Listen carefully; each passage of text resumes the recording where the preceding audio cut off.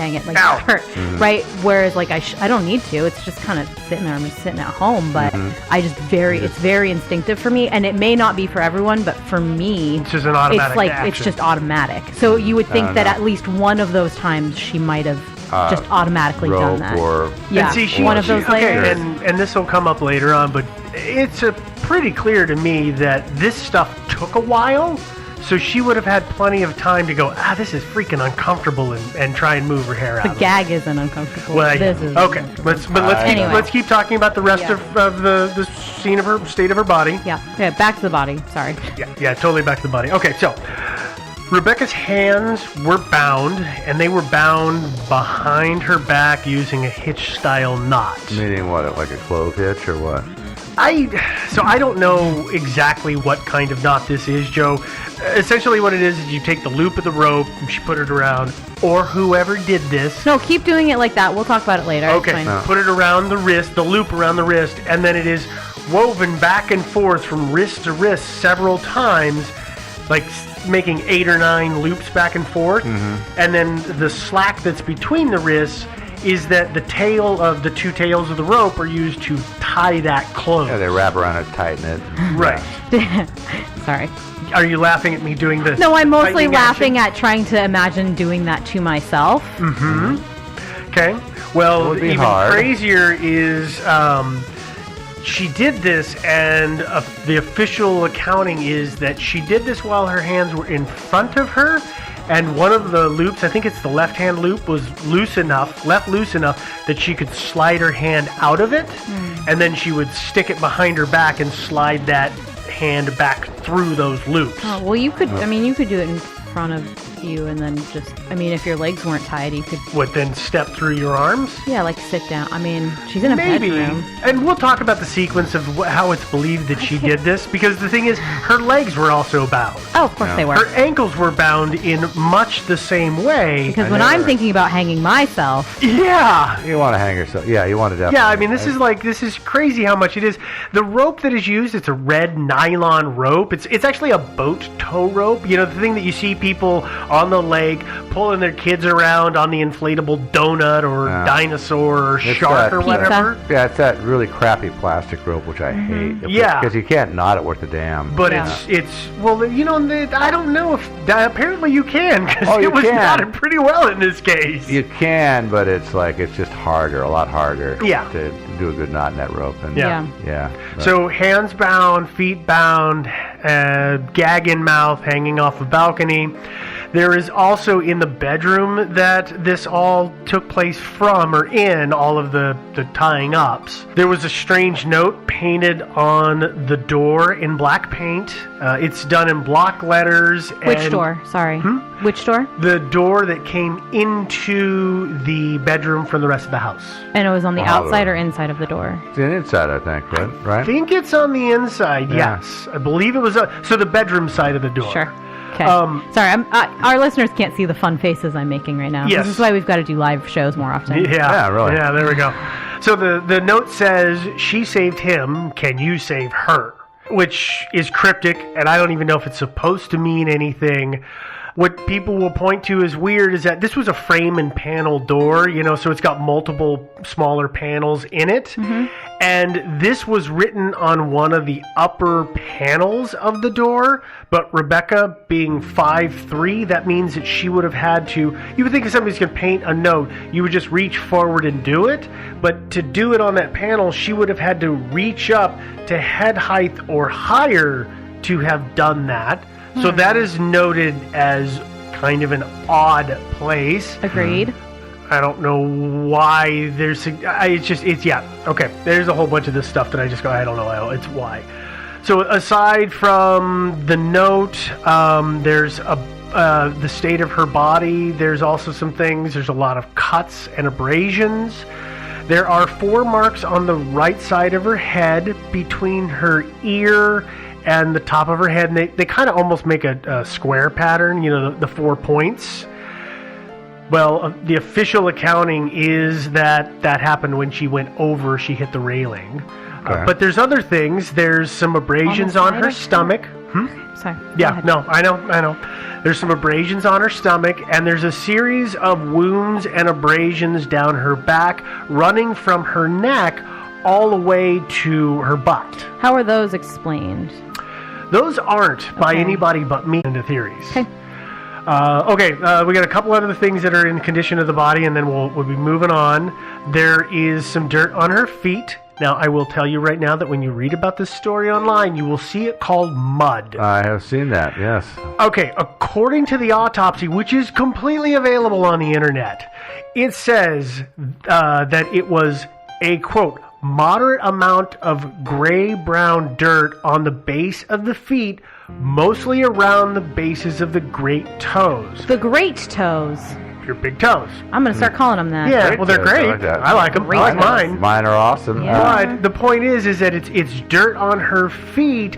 On the bottom of her feet. Yes, it's not as some of these places will make it out to be that she had great wads of mud. She had muddy feet, like she had escaped, and then Right. They're like, well, brought why back isn't in. there no mud somewhere else? And, well, It it's should be, yeah, I know. it was a dirty balcony, by the way. Well, I'm going to give that away now. Part of it could have come from the balcony. I mean, also when Adam cut her down, presumably he didn't just drop her face first on the ground. Presumably he set her on the ground. And it was a lawn. Feet first, and so it might have come from that also. Yeah. Also, like I'm a barefoot kid.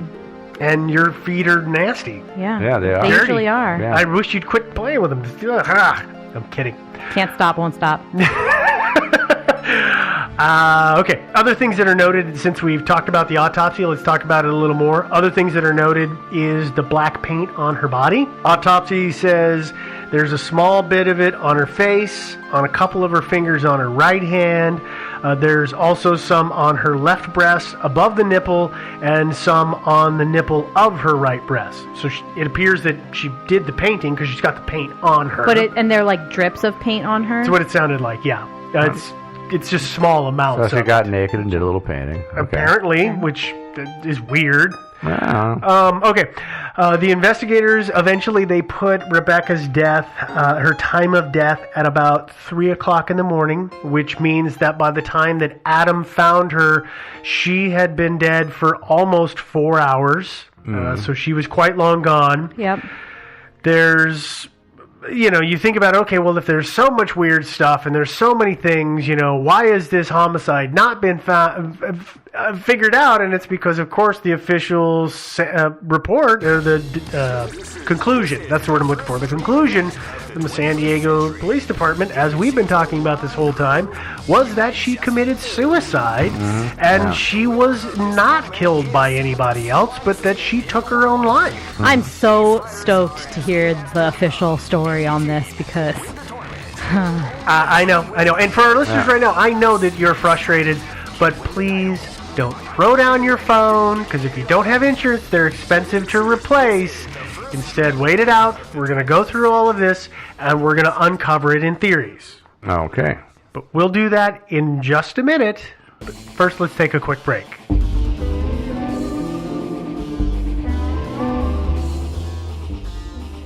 Hey gang, there's a new Tom Cruise movie coming out. Audit me, Tom Cruise. Oh my God. You might just get your chance. But Tom's going to reunite with his Edge of Tomorrow director, Doug Lyman, in a movie called American Made, which is based on the outrageous true story of Barry Seal, who was a hustler and an airline pilot who was recruited by the CIA to run one of the biggest covert operations in U.S. history. Barry Seals was, as I said, was a pilot, decided he wanted a little more adventure and money in his life, and so he started smuggling drugs for a South American cartel.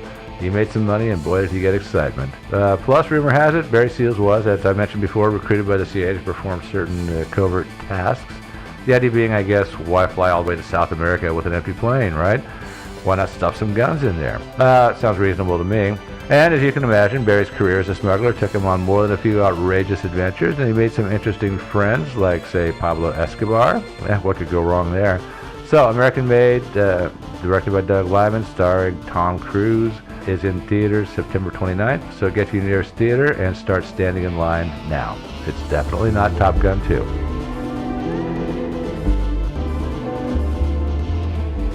And we're back. Okay, so let's jump into the theories. Theory number one. Right. There's really only two theories here. There might be a third one. You never know. That is true, but in my stuff here, I've only got 2 because I really can only find 2. Okay. There's really only 2. Okay, so theory number 1 is that indeed Rebecca Zahau committed suicide, and that's just what it is. So let's walk through what it is, what the details from the official accounting, all of that kind of stuff is. I want to hear this. Devin doesn't like this, so well, once I hear it, maybe I will. I don't know. So here's the narrative of how this whole thing went down from the time that Rebecca entered the bedroom, according to the cops. She goes to the guest room, she gets naked, and she takes the paints, which, by the way, a receipt for the paint was found in her car, so she did purchase it. And by the way, she was a painter. I mean, she was an artist. Yeah, yes. she had a hobby of being an artist. And you know, so the handwriting is an issue because if she signs her paintings, they say it should look the same. But anyway, I don't agree with that. But she gets into the room, she gets naked, she starts doing some painting, which is a cryptic message on the door. She then ties the rope to the bed frame and makes the noose. She then ties up her feet, so she sits in a chair to do this presumably, and ties her feet up, and then she puts the noose in the shirt around her neck. Then she takes and ties the rope around her hands, slips that one hand out, puts her hands behind her back and slips it into the loops again. And then when she's sufficiently restrained, which, by the way, they say she would have done so that she could stop herself from having that automatic reaction of saving herself. Exactly, so she couldn't change her mind. Right, yeah. She couldn't grab the rope or kick or try and stop it. That's why she would bind herself, which people do. Not to this level. It's not unheard of, but not to this level. But then, according to the cops, she then hopped out to the balcony, and once she was at the balcony, she then leaned over the railing until her center of gravity was high enough that she could literally fall over the railing, and then she fell to her death. So she went head over heels. Maybe. They don't know exactly how she went down. Did she go down head first? Did she roll and go sideways down? Did she maybe somehow climb up and jump feet first? Which I don't know if she did. I doubt. I mean, Sorry, no. I'm not sure exactly how much of an athlete she was. I mean, some people, very few, could actually probably leap from a standing position, leap up and stand on top of the rail, and then very few people. Not can. with your feet tied together. You couldn't. That would be hard. Yeah. Excellent physical condition. I mean, you see this. If you see some of the pictures of this woman, there's some photos of her. She's kind of ripped. Okay, Steve, she calm is down. Not in that good of shape. Well, I don't think there's anybody who could do that. I mean, maybe somebody prove me wrong. Fine. Yeah, no. Send me a video of you doing this, all restrained and everything. Yeah, no. I don't think that she went over her feet first. Okay. And yes, it does. It sounds crazy and it feels crazy, but again, it's not crazy because of the fact that she's bound, because like we said, people have done that before. But the cops, to firm up their case, they put out a video showing how Rebecca could have tied herself up and done all of this. A TV station does the same thing, and I preferred the TV station footage because it's just the lady was naked. So no, actually she wasn't. Sorry. It wasn't an accurate retelling. Yeah, she really should have been, but no, but it just, you could see. I mean, the police video. It was obvious that the person who was doing it had rehearsed it several times. In the TV station footage, this gal, I don't think she had rehearsed it several times. So I don't know. But, to me, it felt like maybe more accurate because it took her about 30 minutes to do it all. From writing the note in paint to then making the noose and making the gag for her mouth and tying her legs and tying her hands and getting over the railing. There was some time. And that gives, that's a lot of time, because if she died at 3 a.m. and she did all this, I mean, she started at 2 or 2:30 in the morning, that gave her a lot of time to think about it. Yeah. I mean, there's a lot of time to back out and just say, you know what? This is maybe not what I should be doing. Apparently she was determined. That's it. That shows determination and commitment to the act. Now, we talked about Max. The police report also says that, her mental state was one of, She's upset because Max was hurt under her watch. Killed, but yeah. She said, well, at this time, she doesn't know that he's dead. True. Although, Max is still alive. Yeah. She supposedly had gotten a voicemail saying that the doctors didn't think he was going to make it, but he's still alive at this point. But he's hurt under her watch, and there's some conjecture of what the hell she was doing at the time of the accident, because she says, well, I was in the bathroom. We don't know if that's really what she was doing. We don't know, although frankly, you can't watch a kid, 24/7. No, no, really. So I don't think it's suspicious that the kid was out of her sight. I would not disagree with that at all. Here's the other things that they say for her mental state. Nina, what was Nina, the sister, Dina's sister, said that she had sent Rebecca a text message saying that she wanted to come by and talk that night about Max. She sent her that message at like 9:30 or 9:40 and showed up at the house at 10 o'clock. She never talked to Rebecca because Rebecca never answered the door. She ducked her. She dodged her entirely. And Nina freely admits that she went to the house.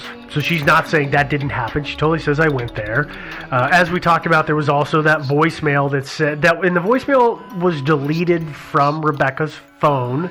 And the cops didn't think fast enough or to they were call not able to retrieve it, whoever it was to say, please retrieve that deleted voicemail. So we don't know exactly what was said on it, but Jonah has said it was him. Yeah, and he said that the gist of it was he just said the doctors didn't think that Max was going to make it. Yeah. But he didn't say anything else like, pack your stuff and get the hell out of my house. Right, or you better not be there or I'll kill you. Like, none of that kind of stuff. He doesn't say he said anything like that. Do we know what time that call was placed? Oh, we do. Well, the voicemail was checked at I want to say 11:30. Okay. Maybe 12:30. It's somewhere in that window. I don't have it here in my notes. I know it was somewhere in the later hours of the evening. Okay. Now, her family, they don't believe that it's suicide because, we see this all the time. Families don't want to think that their loved one did that. Well, and admittedly, it does look a little suspicious. I mean... Yeah, all the things that are going on. There are. And although it's also possible, besides feeling guilt or just feeling kind of bad about him being injured, it might be that she might have had a hand in injuring him too. I mean, she might have actually done something. She might have been screwing around with him and he fell. Or it might have been screwing around, or maybe she lost her temper and just threw him over the railing. I mean, who knows?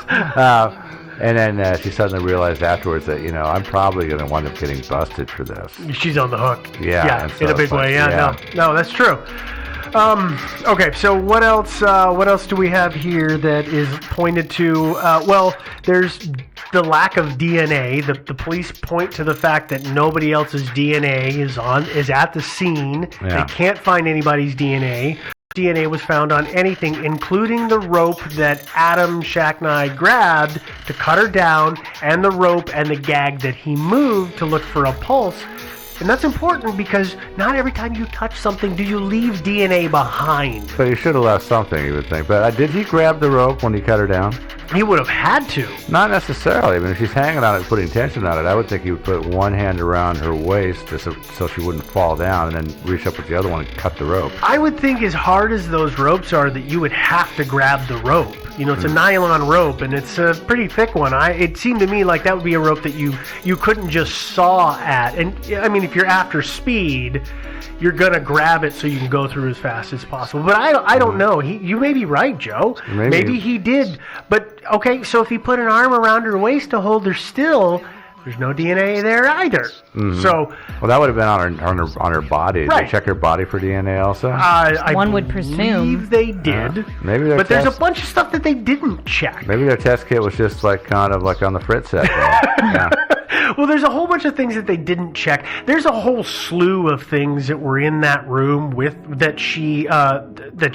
the balcony is on, that guest bedroom. I was trying to think of an elegant way to say that, and there wasn't one.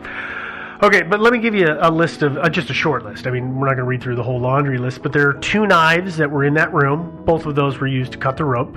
And by the way, that rope was one continuous piece of rope that she or whoever did this had cut into 3 individual legs. Oh, so it was all that crappy nylon? It was all one giant long tow rope. It was the same rope the whole way. Yeah, it's kind of it comes from the factory with the loop already braided into and then both sealed ends. in with some kind of, adhesive rubbery thing on it to keep it from sliding around. Yeah. Okay, so also in that room there is a pair of black gloves and a single rubber glove. Some people say that the cops didn't test that stuff. I don't know if that's true.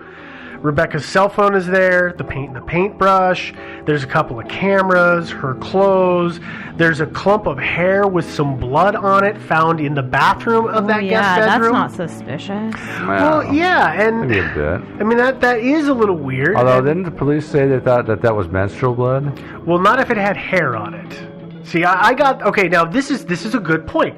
I understood what that meant as it was a wad of hair that had been pulled from the scalp that had blood on it, but you might have the right idea. It might be hair that, hair falls out all the time, so there's some hair and also some blood. Yeah. Especially I don't know which way. I don't know where it was, if it was just in the drain. It's in the tub. Yeah, if it was in the drain, well, the hair, everything goes into the drain. Yeah. If you look at my drain now, you'll probably find about half a pound of hair. No, you don't want to, believe me. No, look at that. Yeah. So I don't know. I mean, some of this stuff though makes sense. If this is a suicide, some of these things kind of make sense. The paintbrush, if she's writing the message, her cell phone would make sense because she's checking her phone. The camera, maybe if she was looking at photos that were saved on it. What was on the cameras? I can't tell you that. Great. Don't know. Great. That seems like it would be important. Yeah, I mean, maybe.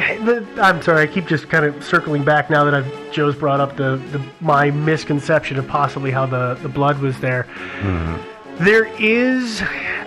I think that she was on her menstrual cycle at the time, so that might also explain some of that. I don't know if that's completely true. I know in the autopsy they identified blood in her vagina, and there was no sexual assault. Yeah. So that's why I'm suddenly thinking maybe that's where that came from. Could be. Sorry, I got side railed by that. Well, sorry about that. Well, you're looking at me with a weird face. I just think they can tell, but yeah, it's fine, whatever. Oh, okay. Okay, well, let's do this. Let's go to the last thing that is brought up in the suicide theory, which is the marks on her body. Mm-hmm. So there's the marks on her head, back, and the back of her legs, and the police, like I said earlier, they believe the wounds on her head are caused from rolling over the railing and banging into it and the balcony on her way down. And I could see that if she went maybe head first, and maybe more so if she rolled so her body was horizontal, because then of course she would start to just tumble with no control whatsoever, and that could be how she collided with something and that caused those wounds. I'd be rolling as you went down, yeah.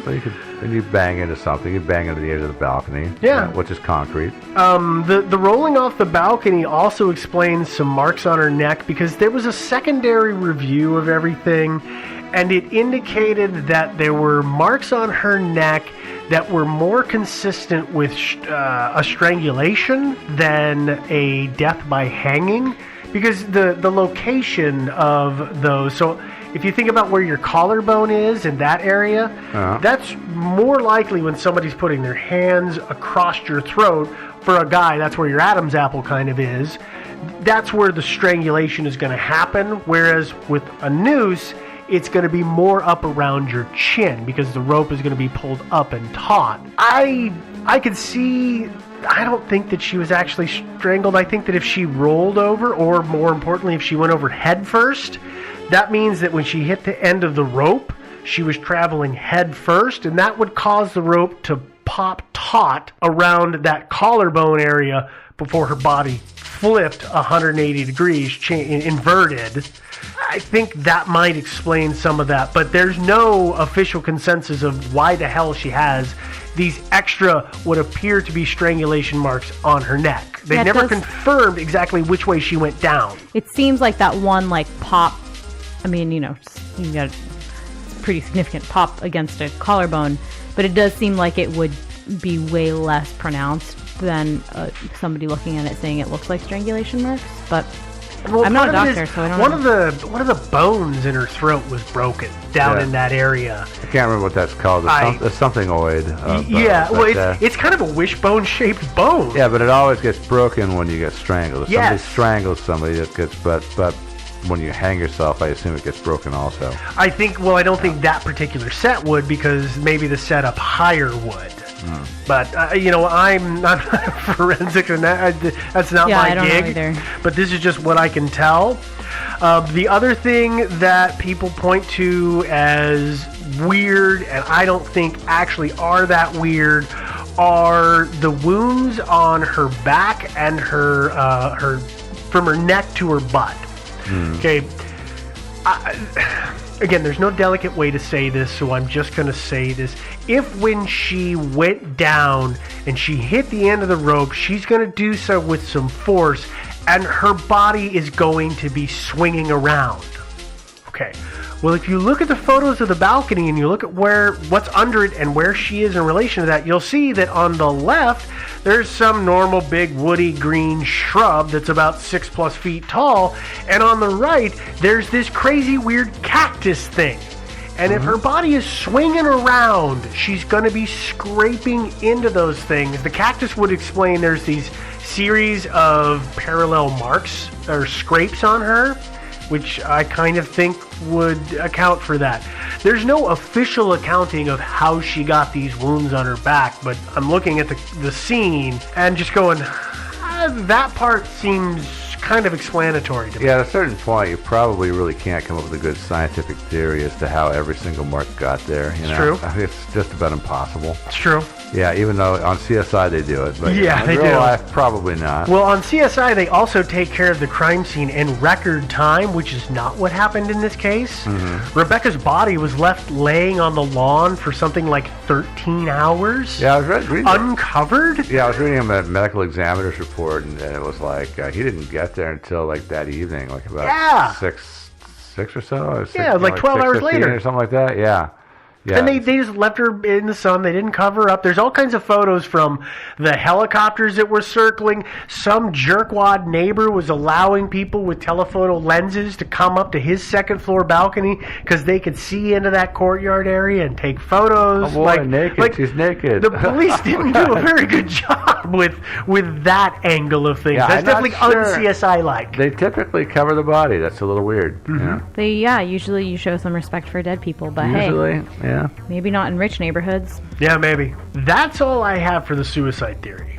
Okay. So that means now we're going to go into the it was murder theory. Ooh, murder? Yeah. Somebody thinks it was murder? Oh, there's some people. There's I know more than one. So the people one of the main proponents of it was not suicide, it was actually murder, is Rebecca's family. Surprise. And they've made that statement publicly, and eventually they would make that statement legally. Yeah, they filed a suit. Yeah, they filed a Wrongful suit death. against the Shacknai family. So they said the Shacknai family is involved. So they filed suit against Nina, Dina, and Adam Shacknai. So Dina Shacknai, Nina Romero, and then Adam Shacknai. I'll tell you now that lawsuit has fallen apart because footage has been brought up that shows that those ladies were somewhere else at that during that night. Yeah, but I think it's been modified. I think it's still going against Adam, right? I believe it's been modified so that it is now only Adam, and I'm curious to find out how they changed their theory, because there's some things we'll talk about in here of how the ladies were involved. Yeah, they all participated in this conspiracy. Yeah. Correct, and Of course they did. I'm curious to see how it's gonna change. Okay, so now the Zahau family, like I said, so they're doing all of this. They say that there is no way that Rebecca could have killed herself because she was a Christian, and she knew that if she committed suicide, she could not actually get into heaven. They also say that the fact that she decided to leave this world in her birthday suit doesn't make any sense. That's not like her. They say the handwriting on the door where that weird message was painted doesn't match her handwriting. And as we talked about before, she did paintings and would sign her name, and the handwriting was not the same at all. Did she sign her name in like 1-inch brush? No. Yeah, did she sign her name in like 6-inch tall like letters or anything like that? No, I have a real issue with that I being agree. a handwriting analysis. But hey, there is so the whole birthday suit thing, the whole being naked thing from the murder conspiracy. People have put that out there as saying that,